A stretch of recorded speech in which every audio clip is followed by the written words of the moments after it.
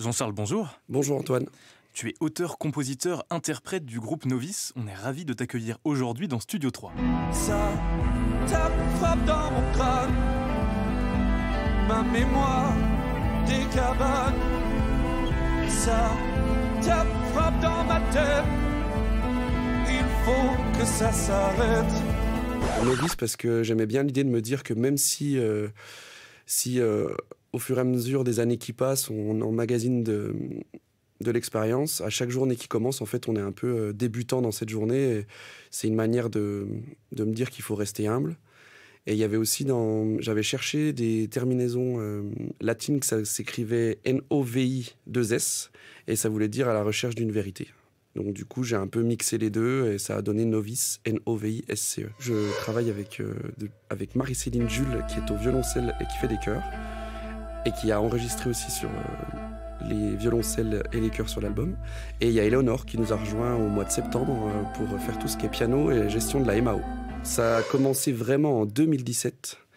Moi, je suis venu à la musique sur le tard. Je suis comédien avant d'être musicien. Et j'aimais déjà le texte, donc du coup, monter sur scène pour défendre des textes. Mais je sais pas, il y avait une sorte de vide, je trouvais. Juste la musique du texte me suffisait pas.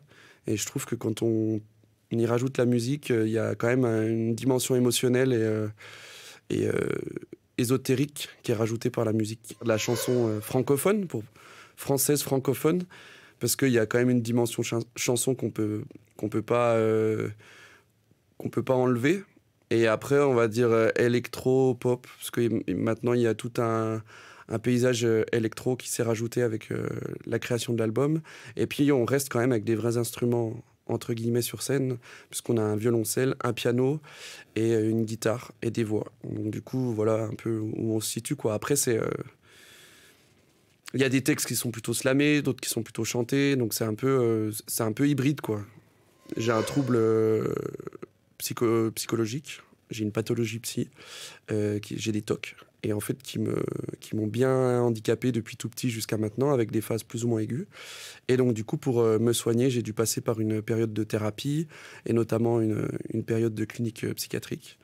Et donc du coup, ça a donné cette chanson où en gros, je parle un petit peu de ce que ça peut être l'enfer d'avoir un problème psychologique qui est invisible pour le plus grand nombre parce qu'on arrive assez bien à le cacher pour rester sociable, mais ça n'empêche pas qu'on a une souffrance intérieure.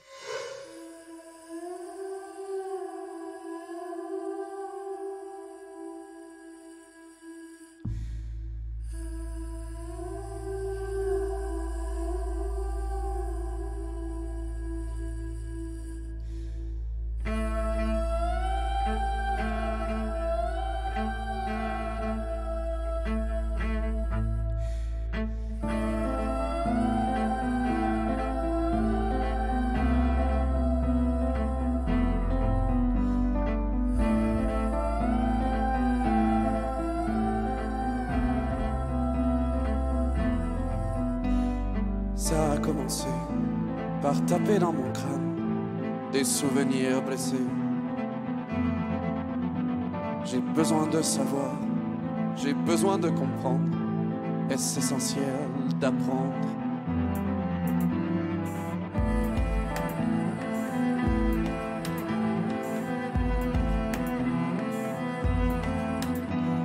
Ça a continué de taper dans mon crâne des questions en cascade.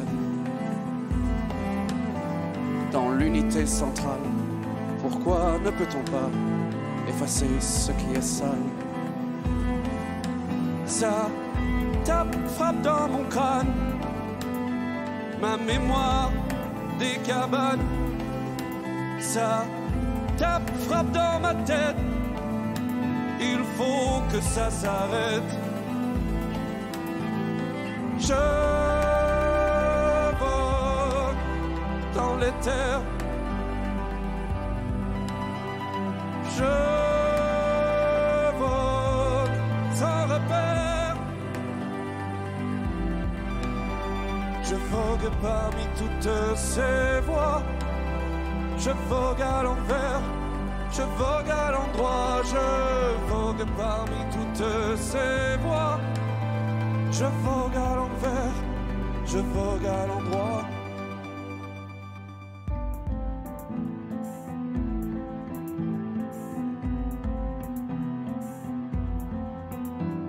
Ça a continué de taper dans mon crâne à force de l'écouter.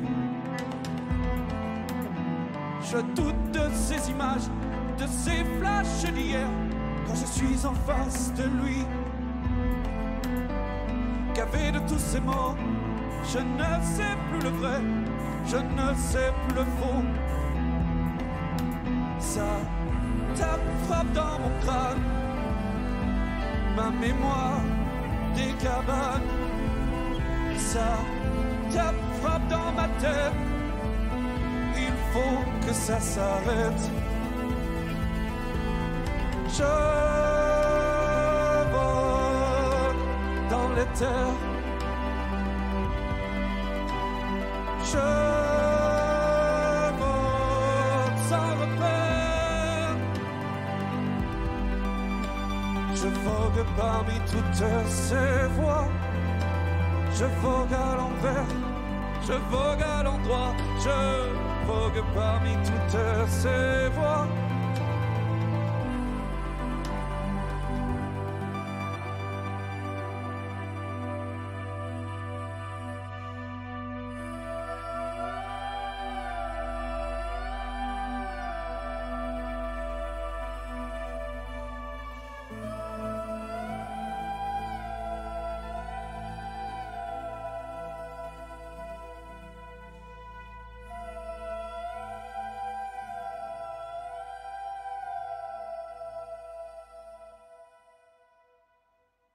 Moi, je suis un garçon. Je suis pas mal avec mon corps de garçon, mais je crois pas que ce corps de garçon représente tout ce que je suis. En fait, la robe, ça a été un peu... j'avais souvent envie j'ai toujours eu envie, plus ou moins petit, de me travestir, ou en tout cas de mettre de m'habiller de manière, on va dire, féminine. Bien qu'il y a quand même pas mal de garçons qui mettent des robes. Hein. La djellaba est une robe, les prêtres sont en robe, le kilt est une robe. Donc du coup, je me suis dit, ben voilà, peut-être ça va être le moyen aussi d'exprimer une part de moi que j'exprime pas forcément dans la vie. Et sur scène, des fois, ça permet de se dépasser un peu et d'oser des choses qu'on n'oserait pas dans la vie. J'écris souvent en réaction à ce qui m'indigne, ce qui me met en colère, ce que je comprends pas, ce qui me touche. Et donc, du coup, voilà, c'est 2 ans et demi de travail avec Daran, où on est parti de guitare-voix, où je lui ai envoyé mes guitares-voix, où il me disait, ben voilà, ça c'est cool, mais bon, là, le début ça va, mais pas le reste, donc retravaille. Et puis en fait, au bout de 2 ans et demi, on a trouvé on s'est mis d'accord sur 11 chansons qui pouvaient constituer un premier album. On a eu la chance de pouvoir faire des résidences, notamment à la Rodia, pour faire des pré-productions en novembre 2022. Et puis on a enchaîné avec l'enregistrement de l'album en avril-mai 2023. Je crois que c'était les To Be Free. À l'époque, je faisais de la gym. Et puis c'était des gymnastes. Et puis j'aimais bien leur musique. Et puis il y avait un côté danse aussi, sport, que j'aimais bien. Bohemian Rhapsody. Je trouve que la mélodie est ouf. Que le texte aussi, l'interprète, et puis même tout ce que véhiculait Freddie Mercury dans son époque, quoi, une affirmation justement peut-être aussi, comme Bowie, c'est aussi des artistes qui, au-delà de leur musique, me touchent par le courage qu'ils avaient de revendiquer ce qu'ils étaient pleinement. Les Cowboys Fringants, la chanson qui s'appelle TQ, c'est une chanson qui parle d'une personne qui veut être comédien. Et ses parents lui disent que c'est pas un vrai métier, que c'est pas une bonne façon d'exister, artiste. Grosso modo, la chanson parle de ça. Et d'ailleurs, le chanteur des Cowboys Fringants vient de décéder. Une grosse perte pour le Québec. C'est un peu une sorte une expression de ma peur du temps qui passe et de voir les gens qu'on aime disparaître. Ce qui est immuable, faut s'y faire. Mais il y a quand même, pour l'instant, je suis plutôt dans une phase de peur par rapport à ça.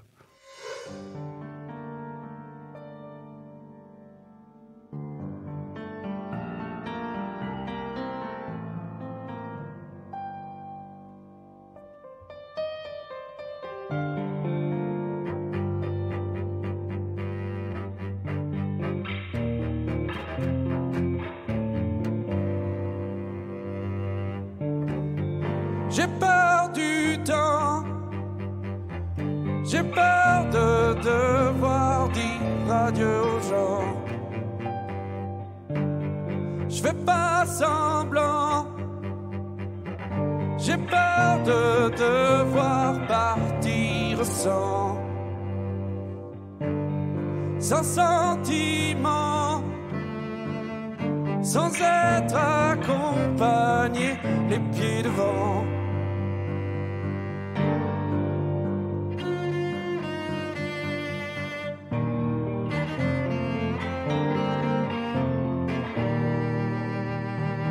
Enfermons-nous dans un cadre, sur la commode, sur le buffet. La maman, quand on s'aimait, quand tous les trois on rigolait. Enfermons-nous dans un cadre, n'importe où, je m'en fous, mais pourvu que rien ne bouge. J'ai peur tout le temps. J'ai peur de devoir dire adieu aux gens. Adieu aux gens. Comme disait l'autre, je sais qu'avec le temps va tout s'en va, qu'à chaque fois c'est peut-être la dernière fois. Alors j'imagine même de partir le premier pour ne pas avoir à endurer la perte et le vide à en crever. Je ne veux pas de souvenirs, je veux que des moments à partager. Je me dis même que ma souffrance est jolie, elle m'a rapproché d'eux. Je veux rester le gosse avec ces vieux. Je ne veux pas devenir ce que j'ai peur de perdre. Et j'y peux rien si ma famille est en or. Que c'est la cata quand je regarde dehors. Parfois je voudrais qu'ils soient déjà morts, que le chagrin ait quitté mon corps. Je leur tiendrai la main quand il faudra, mais qui tiendra la mienne à ce moment-là?